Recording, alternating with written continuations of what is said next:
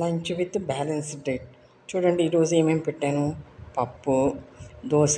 ఈ దోశ మినపప్పు ఎక్కువ, ఒక్క స్పూన్ బియ్యం వేసి ఊతప్పంలా వేసుకున్నాను. నాకు ఈరోజు తినాలనిపించింది. రైస్ అండి, కొంచెం ఒక కప్పు రైసు, పెరుగండి, బనానా, అరటిపండు, బెండకాయ కూర, మిక్చరు. చూడండి వెల్లుల్లి తప్పనిసరిగా తీసుకుంటున్నాను. వెల్లుల్లి కారపొడి, కరివేపాకు కారపొడి, ఆవకాయ, కీర, ఆనియన్స్, క్యారెట్. ఇది చూడండి, ఇందులో అన్నీ లో గ్లైసెమిక్ ఇండెక్స్ ఉంది. చూడండి, డయాబెటిక్ పేషెంట్ లంచ్ ఇంత అందంగా అమర్చుకుని ప్లేట్ చూడంగానే మనసు హాయిగా అనిపించేలా భోజనం చేశారనుకోండి, సాయంత్రం వరకు మీకు కడుపు నిండిన భావం ఉంటుంది. పప్పులో ప్రోటీన్స్ ఉన్నాయి, దోశలో ప్రోటీన్స్ ఉన్నాయి, కర్డ్లో కాల్షియం ఉంది. అరటిపండు మీకు తెలుసు, చాలా B6 విటమిన్ ఉంటుంది.